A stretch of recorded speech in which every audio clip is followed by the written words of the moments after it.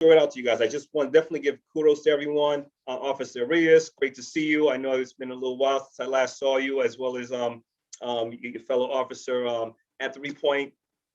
So I want to take you guys on a little bit of a journey, okay? Because to me, life is all about the journey. And I want you guys to really remember that, okay? When you wake up in the morning, okay, after you finish washing up and you get dressed, what is it that you put on your feet? Okay? If you don't know what you put on your feet, whether you put on your kicks, your boots, whatever it is, you put on what I call your traveling shoes, okay? Because when you fasten tight your traveling shoes, you're getting ready for the day, you're getting ready for the journey. And even if we're not leaving the house necessarily, yeah, you could be at home putting on your flip-flops, your slippers. Those are your traveling shoes.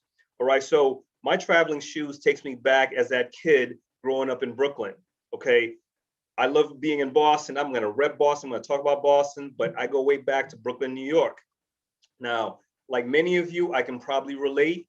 Okay. I grew up in the inner city, and it was always about how do I navigate every day trying to get to school, get that education, but at the same time being street smart. Okay, so being street smart is very important.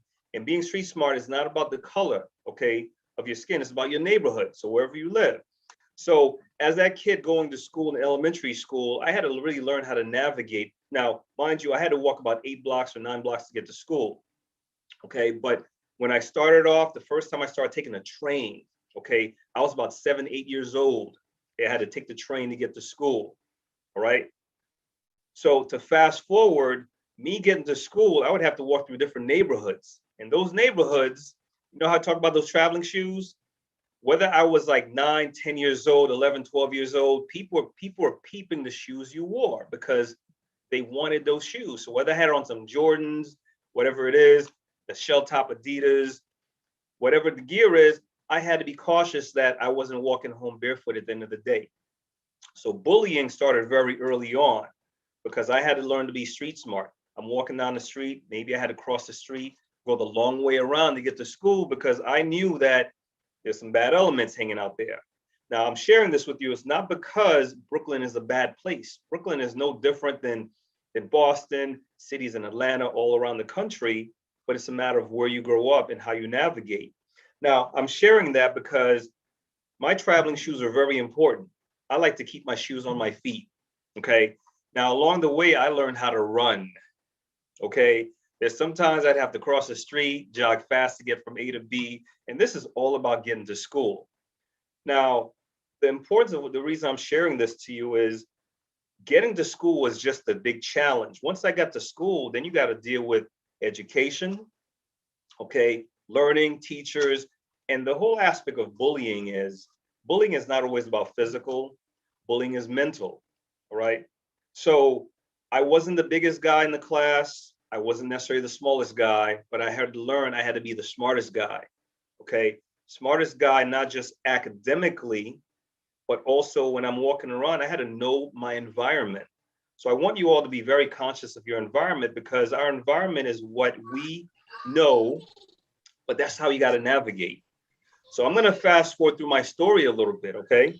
So getting through and navigating through elementary school, I was able to graduate out of 8th grade elementary school and go on to a very good high school.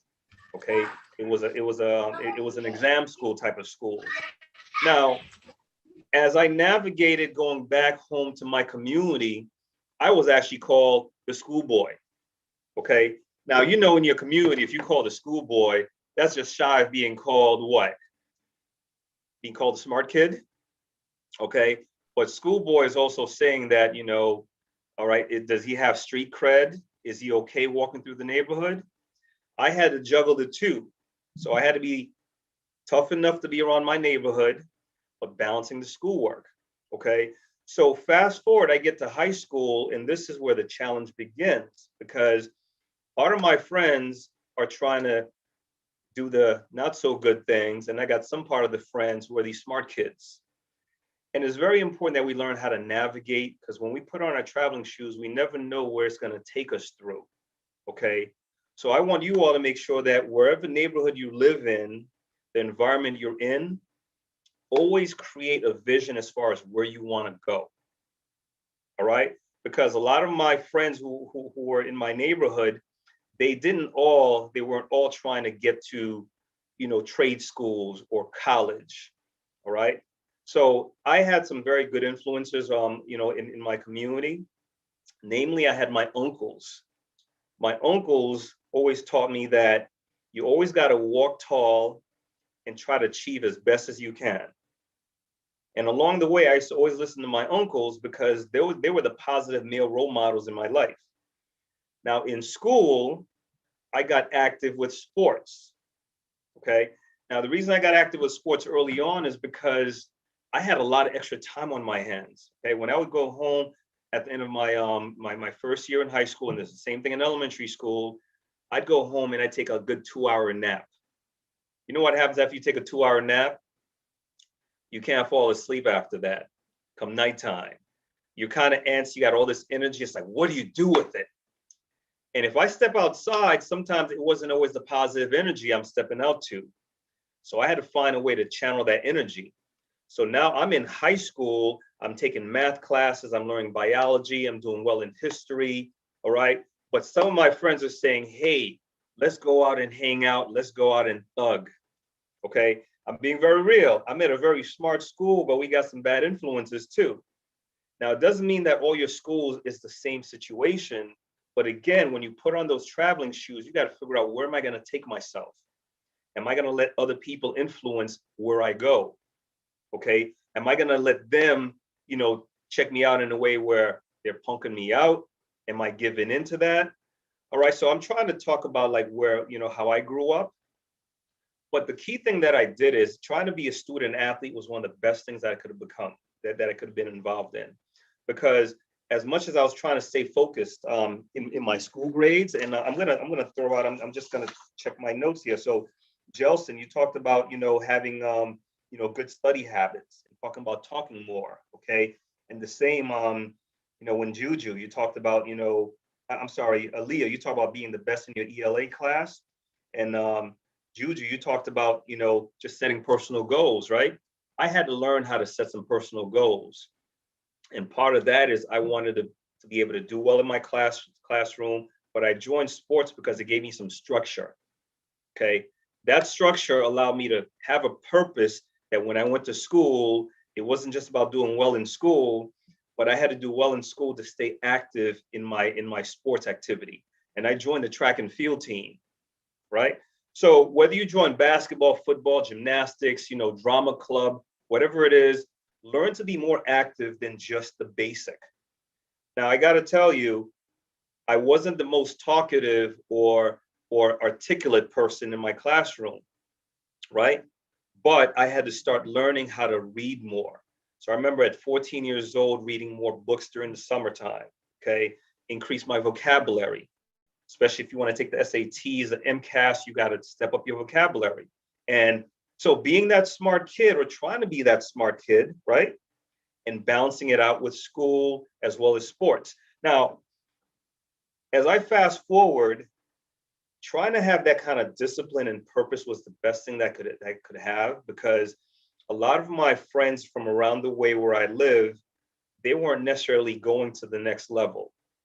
All right. So I had the choice that I can follow some of my friends who hung out, and they became some of the same guys from my community who are now bullying other kids.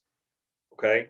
And bullying to me is nothing. I never respected that, because how can I call you guys my friends, but when you're going around and you're snatching somebody else's chain or taking somebody else's shoes, because you had to have that street cred and be that tough kid. Okay. So having some after school activities gave me a purpose that I didn't have time to hang out with them. I had something else to do. Okay. And little did I know that being very active in classes got me more involved. I mean, I ended up taking a French class, believe it or not. And I took that French class and I learned a few key things from my French teacher at the time. All right. She said, when you take on a language, it helps you see the world in a different perspective. Now, some of us already know how to speak a second language here, right? And maybe some of you probably speak 3 languages. Okay. As I grew up, I knew how to speak street and how to speak properly at home. Now, when I say speak street, some of you guys can understand what I'm saying, because trying to be smart in school and then trying to be smart on the street is not the same thing. But somebody's gonna look at you and just be like, nah, man, he's trying to be better than us. Okay, he's speaking, and they may use a certain term, white. Okay, and truthfully, that's not the case. We got to learn how to operate, whether we're in our hood, whether we're in the classroom, because someday you may be taking that to the boardroom, or you may be class president. Okay, we got a lot of great college students over here, and we got to be able to look at how did they get to that point. So it's good to see Patrick out here, you know, and a lot of other college students, because they're that bridge right now between where you are, where they are, and where I am. So I look at it, I started off really from the elementary school. I fastened tight my traveling shoes. My shoes told me, okay, what's my purpose? It's got to be that I got to be better than my neighborhood. Okay.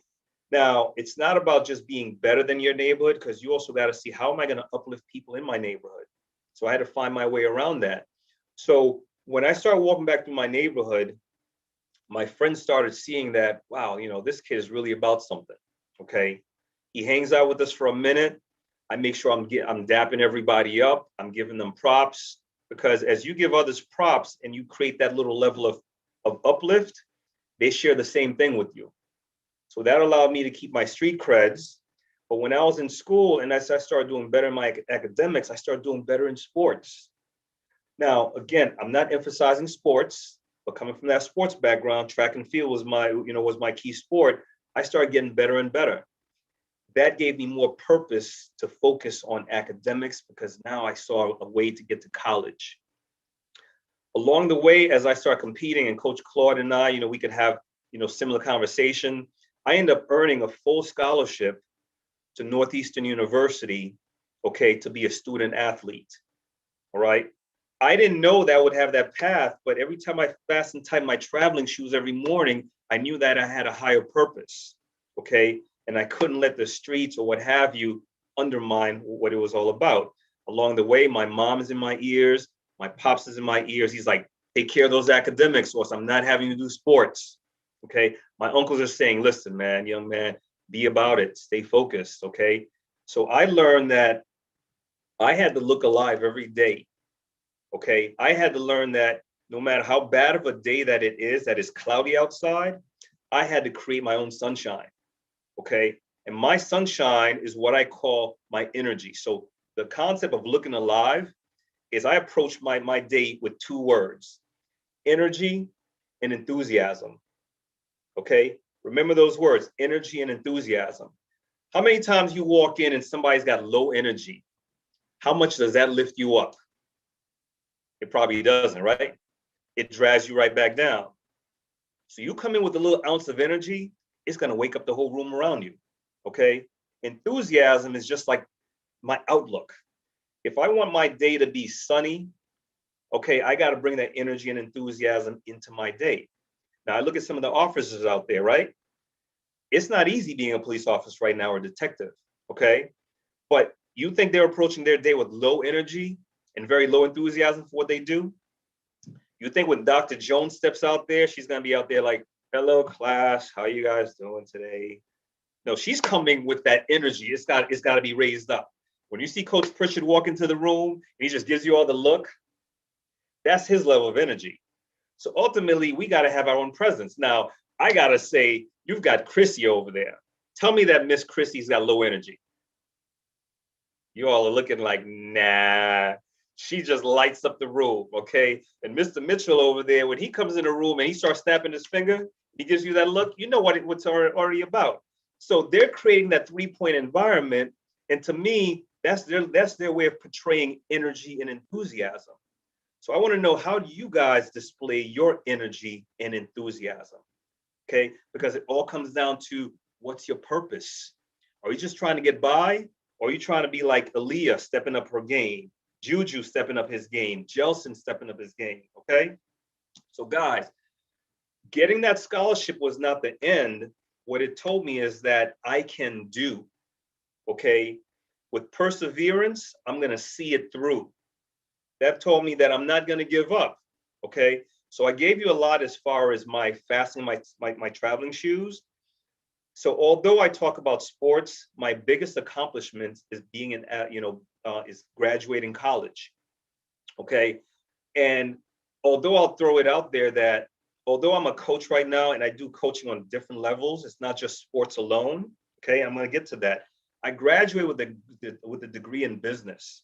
Okay. Along the way of graduating, I learned to speak a second language. I followed up with that French class. Okay. I finished with the degree in finance and international business. I lived about a year in Paris, improving my French. And this is a kid from Brooklyn, no different than any of you here from Boston. All right. I'm hanging out with Europeans and I'm this kid from Brooklyn talking about like, wow, I'm out here having croissants and I'm out here at the cafe sipping chocolate, but it gave me a different perspective to life. No different than what you guys are doing. Okay. The athletics gave me the opportunity of getting to college because every day when I fastened tight my traveling shoes, I had to learn how to change from my classroom traveling shoes to my athletic traveling shoes, now to my professional traveling shoes. Okay. And this is just from that kid not wanting to be bullied. And that same kid who was like, man, if I don't learn how to speak and be able to speak up, how am I going to be able to share this back when I'm talking to you guys, right? So someday I want you guys to be able to share your own story. Okay. Now I'm going to wrap it up, but I want you to think of it this way. When I use the word fasten your traveling shoes, okay, there's a poem behind it. It says, I must fit tight my traveling shoes. There's going to be times of tears, times of joy, times when I will have to pay my dues. Okay. Perhaps, perhaps I'll feel the joy. Perhaps I'll have some tears. Okay. But perseverance will keep me moving on and on. Okay. It's going to be a long journey. I must fit tight my traveling shoes.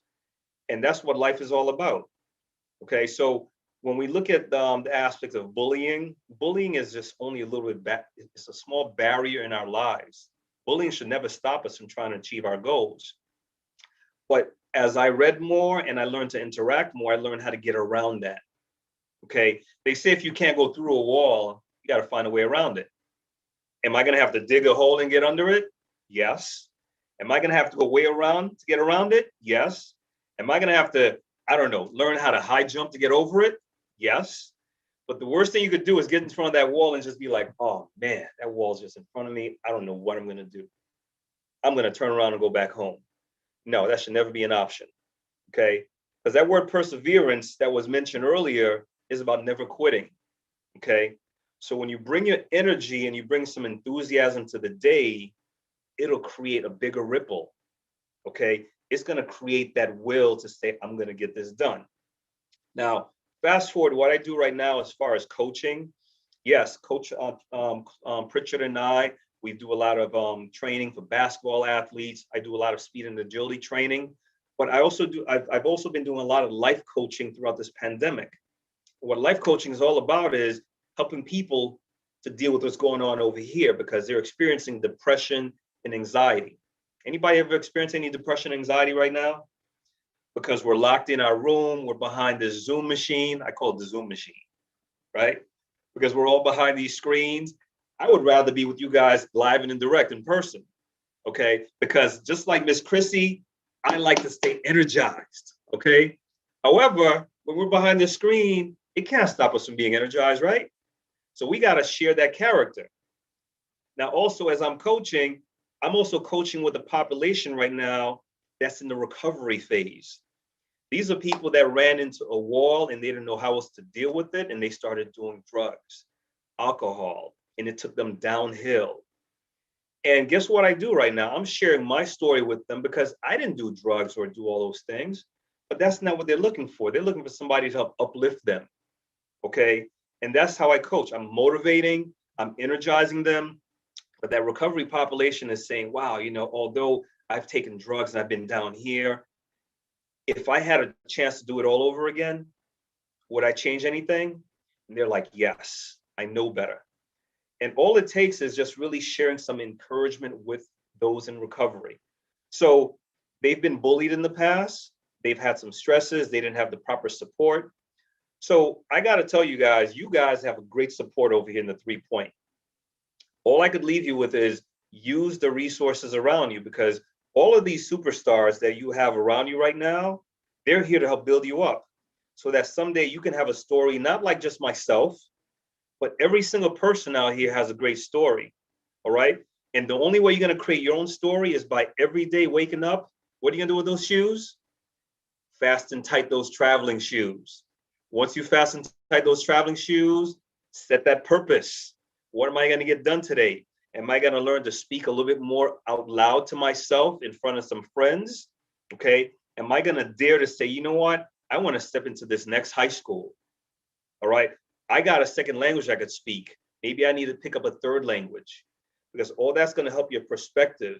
Maybe I join a club. Maybe I join a sport. But whatever you choose to take, approach it with energy and enthusiasm, and it'll keep you motivating forward. All right. Do I need to say anything more, guys? Not at all, because you guys got that energy and enthusiasm, and we're going to make it happen. Okay. All right, 3 Point family, give yourselves a hand.